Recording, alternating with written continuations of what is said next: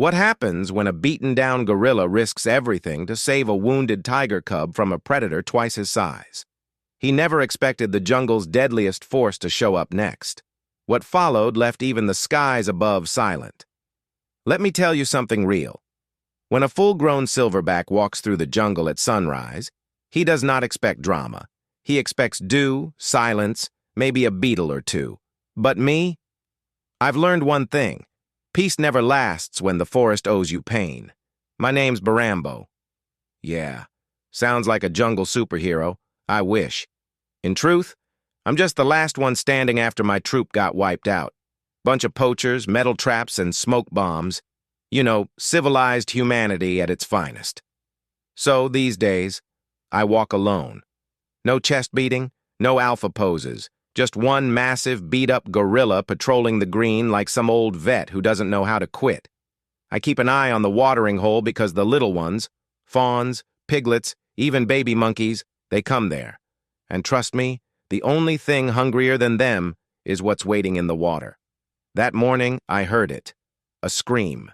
Sharp, fast, soaked in terror, and coming from the riverbank. Now listen. There are sounds you ignore in the jungle, like parrots arguing or deer whining over lost berries. But that scream? That one had teeth in it. That one came from a tiger cub. I didn't hesitate.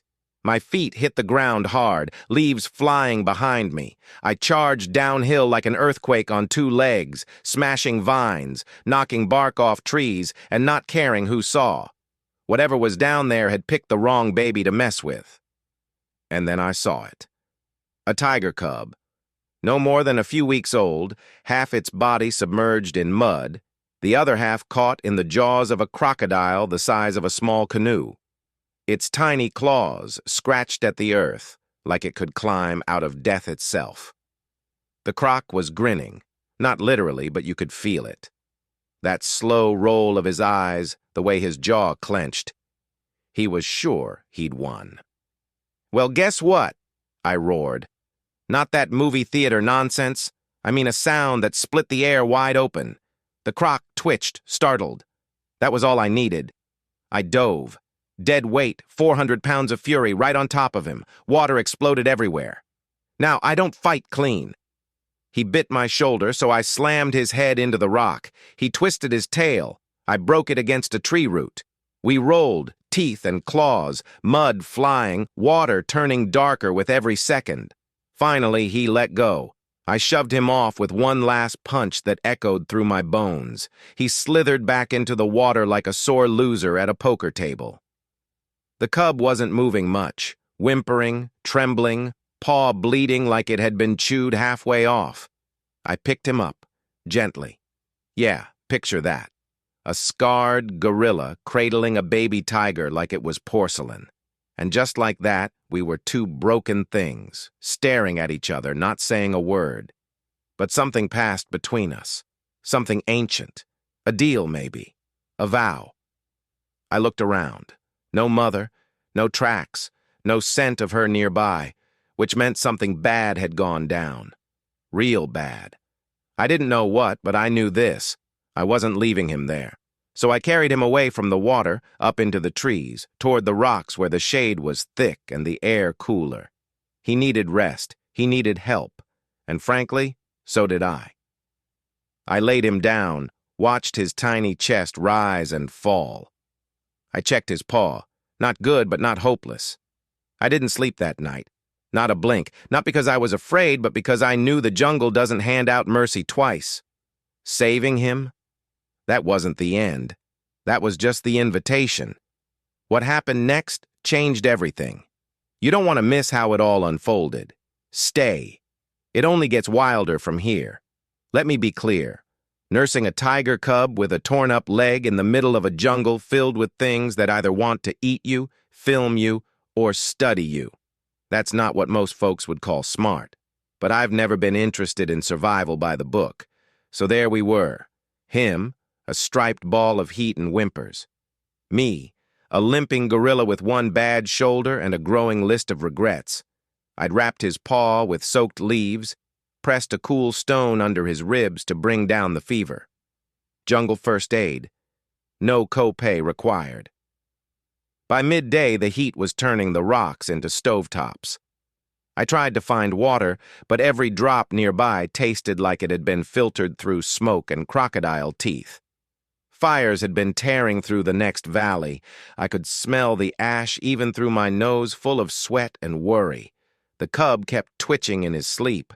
At one point, he let out this tiny growl, barely louder than a squirrel's cough, and tried to stand.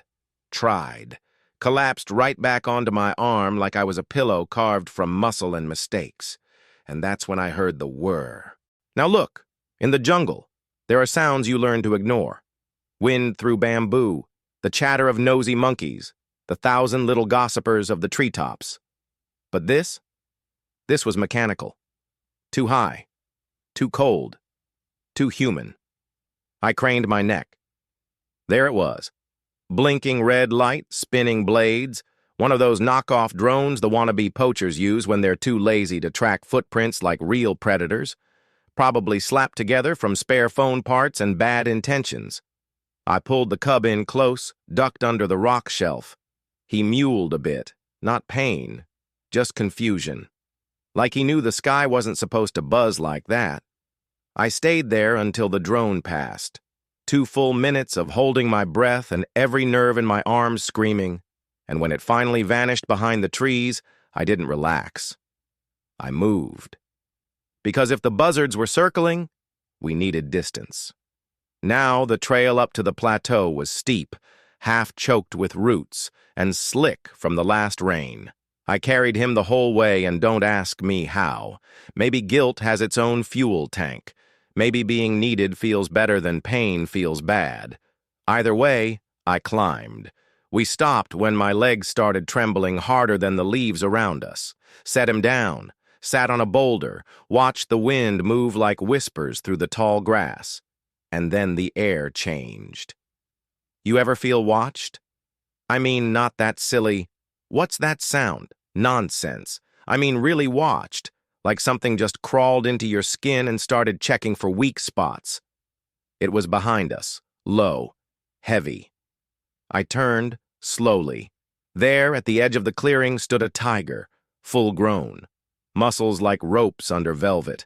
Eyes locked on us like we owed him money. But what hit me hardest wasn't the size. It was the stillness. No pacing, no tail flick. Just focused silence. And I knew that look. That was the look of a father who had just found out his world might have changed, and not in the way he hoped. He took one step forward, my body tensed like a spring-loaded trap. I didn't move, didn't roar, didn't threaten. I just stayed there between him and the cub. He growled, deep, not rage, not yet, just warning. I looked him in the eye. Not today, big guy, not this cub. And then he moved. This is the climax. Everything you've waited for, it's right here. Stay with me to see how I held my ground when the wild turned its eyes on me. You won't believe who showed up and why. You ever stare down something that could tear you in half without breaking a sweat? And somehow you still decide to stay standing? That's what I did.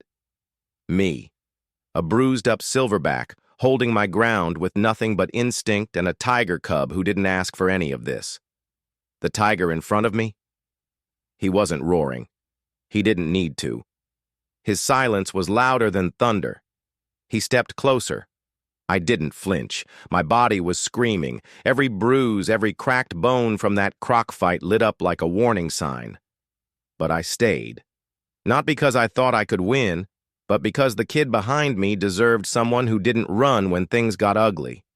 And right when I thought the standoff couldn't get heavier, the jungle blinked. From the side, through the trees, she came. Slow, steady. Like she was walking through time itself, a tigress, old but not weak. Scar down her back like a claw had tried to take her spine once and lost. One ear mangled, eyes like amber fire. And that scent, oh, that scent, even I knew what it meant. This wasn't just any tigress. This was the cub's mother and brother. She did not look happy. She didn't charge. She didn't growl. She just walked past me, tail twitching once like punctuation, sniffed her cub, nudged him gently. He squeaked, rolled toward her. Recognition bloomed like fire. Then she turned to me, and that's when it hit. She didn't blink, didn't breathe almost, just looked me dead in the soul, like she was measuring me, not as prey, as something else. She leaned in. For a moment, just one, I thought she might snap. Instead, she let out a low, rumbling exhale. Not a threat. Thank you? I backed up slow. My shoulder burned. My heart felt like it had been through a blender, but I didn't take my eyes off her until the cub was safely under her belly. The male tiger, yeah, him. He lowered his head, just a little, enough to make a statement. I don't know what kind of jungle code that was, but it wasn't a challenge. It was acknowledgement. I stepped away, and then they were gone, vanished into the trees like smoke into wind. I stood there alone. Well, not quite. Something buzzed again up above. Another drone. This one fancier. Red lights, clean frame. Government? Media? Who knows? But guess what? It caught the whole thing. By the time I dragged my sore body back to the shaded ridge I'd once called home, I was already internet famous. Turns out people love a gorilla who picks fights with crocodiles and stares down tigers. Videos got shared. News outlets ran stories. Wild Guardian saves tiger cub. Yeah, that was the headline. Catchy. But I didn't care about clicks. All I knew was this. I was tired. I was sore. But for once, I wasn't carrying guilt. I was carrying peace. And sometimes, that's worth more than survival.